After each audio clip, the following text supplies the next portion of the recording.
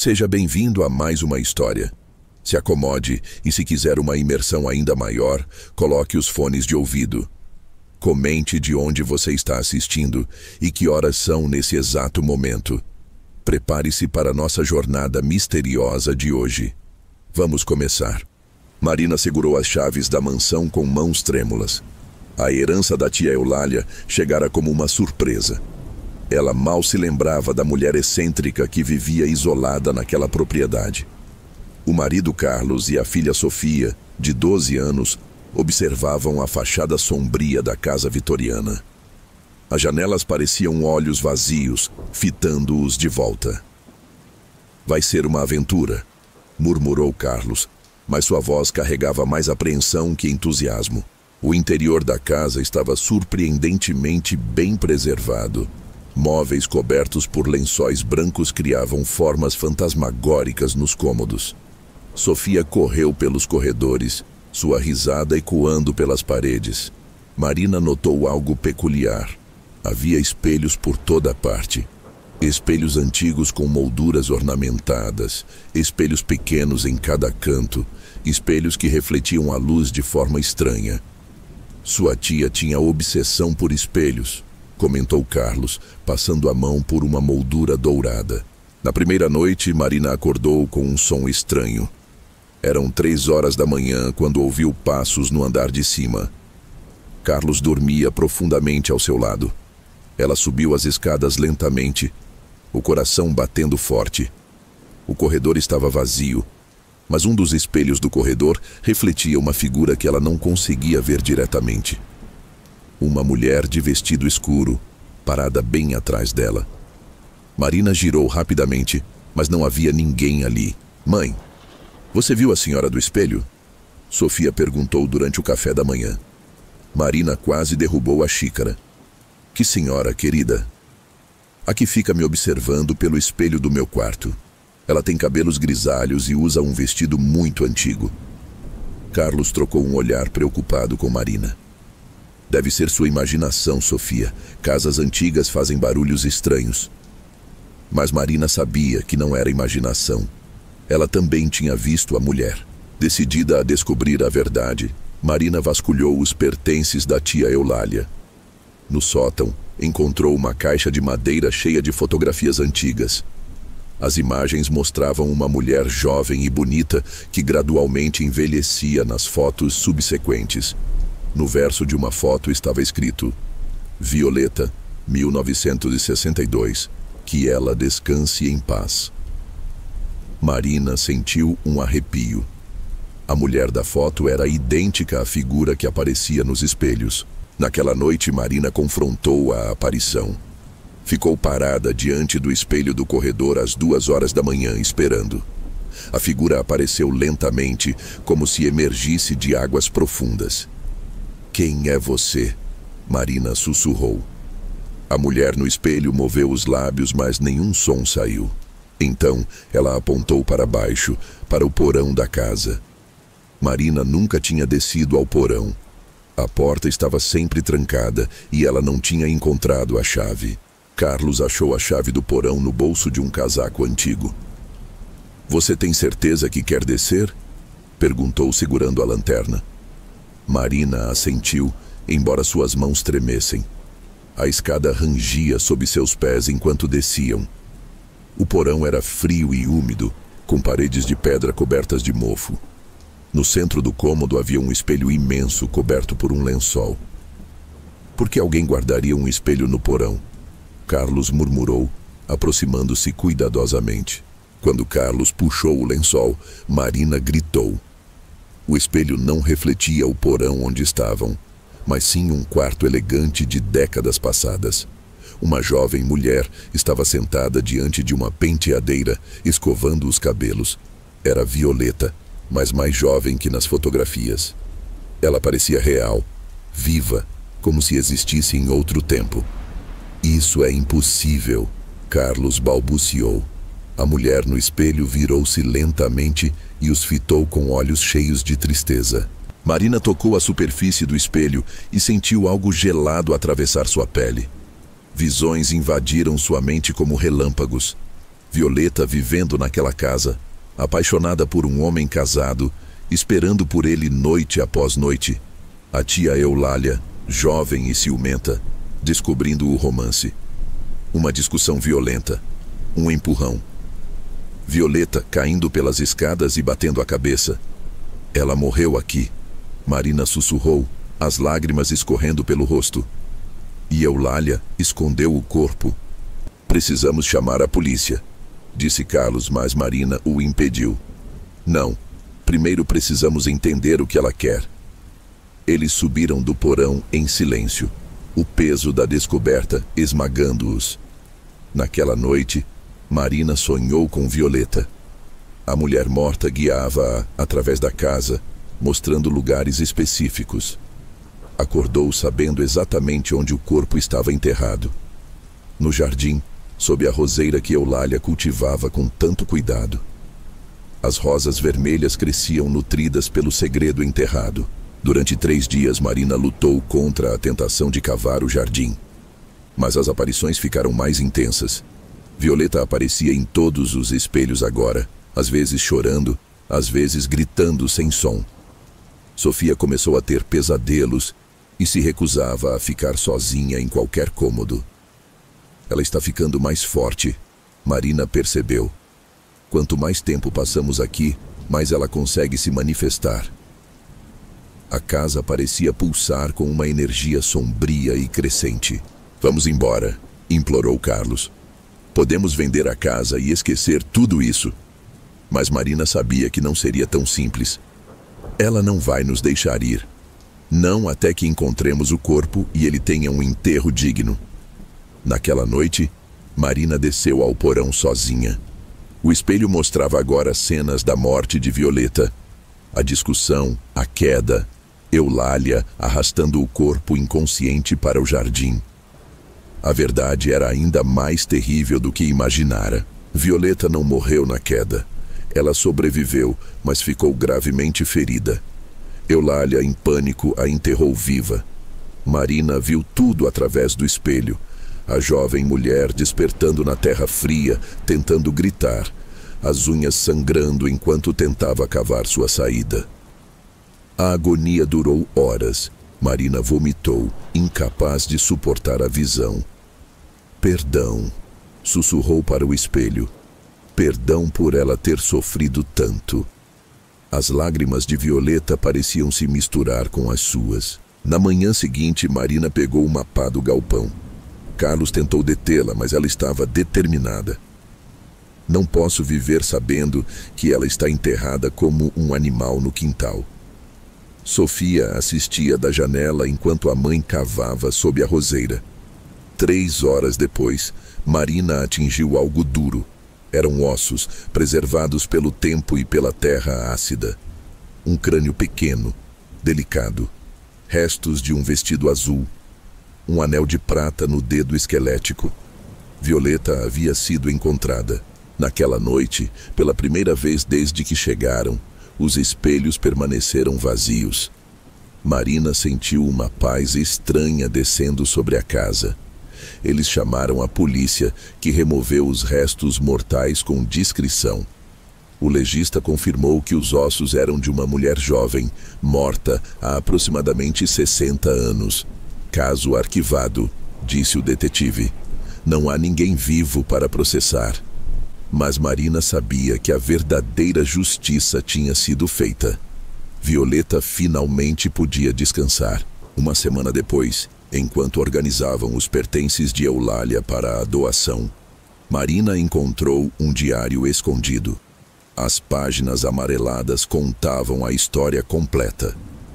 Eulália vivera décadas atormentada pela culpa, vendo Violeta em cada espelho, ouvindo seus gritos de socorro todas as noites. Ela nunca me deixou em paz, dizia uma entrada. Mereço cada momento desta tortura. A loucura de Eulália começara no dia em que enterrou Violeta viva. Por isso ela nunca se casou, nunca teve filhos, nunca saiu desta casa. Marina compreendeu. Eulália havia se tornado prisioneira de seu próprio crime. vivendo em penitência perpétua. Os espelhos eram sua forma de vigiar constantemente, esperando que Violeta aparecesse para cobrar sua vingança. Ela viveu no inferno por 60 anos, murmurou Carlos. Talvez isso tenha sido punição suficiente. Marina não tinha certeza se concordava, mas sentia uma estranha piedade pela tia. Eles decidiram ficar na casa. Com Violeta em paz, a mansão recuperou sua atmosfera original de elegância antiga. Sofia voltou a brincar pelos corredores, sua risada ecoando alegremente. Os espelhos agora refletiam apenas o que deviam refletir. Marina às vezes pensava ver uma sombra familiar passando rapidamente, mas eram apenas truques da luz. "Você acha que ela nos perdoou?" perguntou a Carlos. "Acho que ela entendeu que não fomos nós que a machucamos", ele respondeu. Meses depois, Marina descobriu mais sobre Violeta através de registros antigos na biblioteca da cidade. Ela havia sido professora, amada pelos alunos, conhecida por sua bondade. Nunca se casara, vivendo sozinha numa pequena casa na periferia. Sua família acreditava que ela havia fugido com um amante. Ninguém procurou por ela depois que desapareceu. Ela foi esquecida 2 vezes, Marina percebeu. Primeiro quando morreu, depois quando foi enterrada sem nome. Agora, finalmente, seria lembrada. Marina organizou um pequeno funeral para Violeta. Poucos compareceram. Alguns vizinhos idosos que se lembravam vagamente dela, o pároco local, alguns curiosos. Ela foi enterrada no cemitério da cidade, com uma lápide simples. Violeta Santos, professora e alma gentil, que descanse em paz. Durante a cerimônia, Marina sentiu uma presença calorosa ao seu lado, como se alguém estivesse agradecendo silenciosamente. Quando olhou para o lado, viu apenas o vento balançando as folhas. A vida na mansão se normalizou completamente. Sofia fez amizades na escola nova, Carlos encontrou trabalho na cidade vizinha, e Marina começou a restaurar a casa com carinho. Ela manteve muitos dos espelhos, mas agora eles eram apenas decoração. Às vezes, quando a luz batia de certo ângulo, ela jurava ver um reflexo diferente. Uma mulher sorrindo gentilmente, aceando com a cabeça em aprovação. "Obrigada por me encontrar", parecia dizer. "Obrigada por me dar paz." Uma tarde, enquanto limpava o sótão, Marina encontrou uma última surpresa. Uma caixa pequena continha cartas de amor que Violeta havia escrito, mas nunca enviado. As palavras eram cheias de paixão e esperança, dirigidas a "meu querido Roberto". Marina pesquisou e descobriu que Roberto havia sido o prefeito da cidade nos anos 60. Um homem casado, respeitado, que morrera sem nunca saber que Violeta havia desaparecido. Ele nunca soube que ela o amava tanto. Marina murmurou, tocada pela tragédia. Marina decidiu queimar as cartas numa cerimônia privada no jardim. Enquanto o papel se transformava em cinzas, ela sentiu como se estivesse libertando os últimos vestígios de dor de Violeta. O vento espalhou as cinzas pela roseira, que floresceu mais bela que nunca naquele ano. Até mesmo na morte ela trouxe beleza. Marina pensou.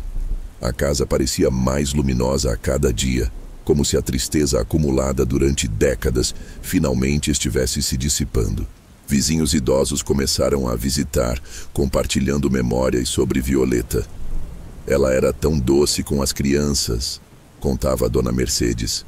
"Sempre levava doces para os alunos. Tinha a voz mais bonita da igreja", lembrava seu João. "Cantava como um anjo." Marina coletou essas histórias, criando um álbum de memórias para honrar a mulher que havia sido injustamente esquecida. Cada relato pintava o retrato de uma pessoa gentil que não merecia o destino que teve. 1 ano depois, Marina recebeu uma carta inesperada. Era de uma sobrinha de Roberto, que havia lido sobre o funeral de Violeta no jornal local. "Meu tio falava sobre uma professora especial", escreveu. "Ele guardava uma foto dela na carteira, mesmo depois de casado. Minha tia sempre ficava furiosa com isso. A carta incluía a fotografia. Roberto e Violeta sorrindo juntos num piquenique da escola. Eles haviam se amado, afinal. O romance não era apenas da imaginação de Violeta. Marina levou a fotografia ao cemitério e a colocou junto à lápide de Violeta.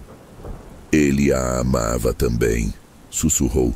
Vocês podem ficar juntos agora. Naquela noite teve um sonho vívido.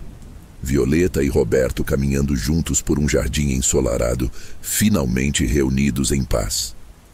Ela acordou com lágrimas nos olhos, mas eram lágrimas de alegria. A história trágica havia encontrado uma conclusão bela, mesmo que décadas atrasada. O amor verdadeiro havia triunfado sobre a morte.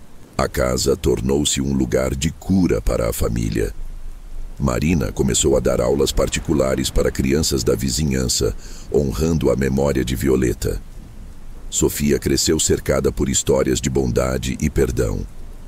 Carlos encontrou Pice na jardinagem, cuidando das rosas que cresciam sobre o local onde Violeta havia sofrido. Às vezes, os lugares mais sombrios podem se tornar santuários, ele observou. Basta alguém estar disposto a trazer luz. E luz era o que aquela casa tinha agora em abundância. Durante uma reforma no porão, Marina decidiu manter o espelho antigo, mas cobri-lo com uma cortina de veludo. Não para esconder, explicou a Carlos, mas para proteger. Ela havia aprendido que alguns portais entre mundos devem ser respeitados, não destruídos.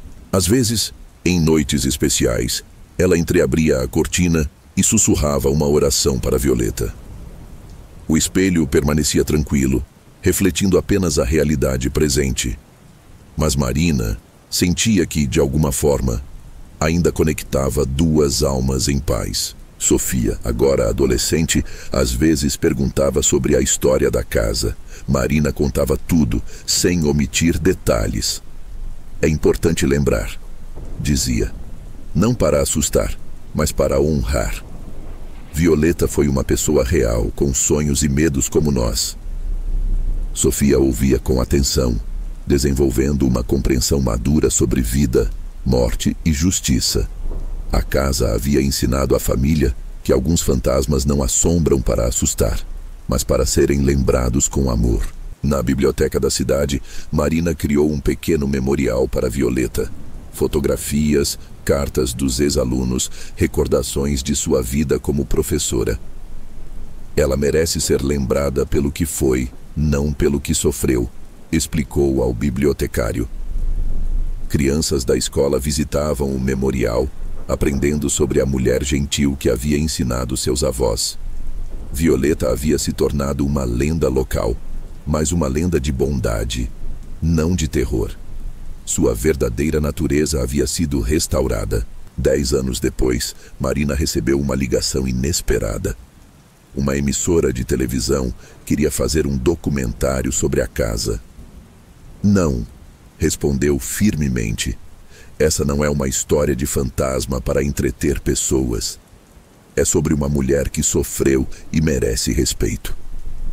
Ela havia aprendido que algumas histórias são sagradas demais para serem transformadas em espetáculo.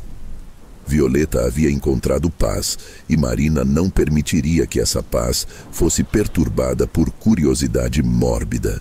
Em uma noite de tempestade, Sofia, agora adulta e visitando com seus próprios filhos, perguntou se a mãe sentia saudades da época das aparições. Marina pensou cuidadosamente. Não sinto saudades do medo, respondeu, mas sinto saudades da conexão. Violeta nos ensinou que o amor é mais forte que a morte, que a verdade sempre encontra um caminho. Ela olhou para os netos brincando pela casa e sorriu. Agora ela vive em nossas memórias, do jeito que devia ser. A roseira no jardim crescera magnificamente ao longo dos anos. Marina cuidava dela com carinho especial, sabendo que cada flor era uma homenagem a Violeta. Vizinhos vinham pedir mudas e Marina sempre dizia: levem com amor. Ela gostaria de ver beleza se espalhando. As rosas de violeta floresciam em jardins por toda a cidade, um legado vivo de uma mulher que havia sido quase esquecida. A morte havia tentado silenciá-la, mas o amor a havia feito eterna. Marina envelheceu na casa cercada por filhos e netos que cresceram conhecendo a história de Violeta. A mansão se tornou um lugar de reuniões familiares, risadas e memórias felizes. Os espelhos refletiam apenas momentos alegres agora. Ela teria ficado feliz, Marina pensava, observando a casa cheia de vida. Teria amado ver crianças correndo pelos corredores, ouvir música e conversas. A casa havia cumprido seu propósito, transformar dor em cura, solidão em comunidade. Na véspera de seus 70 anos, Marina subiu ao sótão pela última vez. Encontrou uma carta que havia escrito para Violeta décadas antes, mas nunca enviado. Obrigada por me ensinar sobre perdão, dizia. Obrigada por me mostrar que toda a alma merece paz. Ela desceu e queimou a carta no jardim, observando as cinzas subirem ao céu estrelado. Naquela noite, sonhou com Violeta pela última vez. A mulher acenou e sorriu, depois desapareceu numa luz dourada. A história havia terminado, mas o amor permanecia para sempre.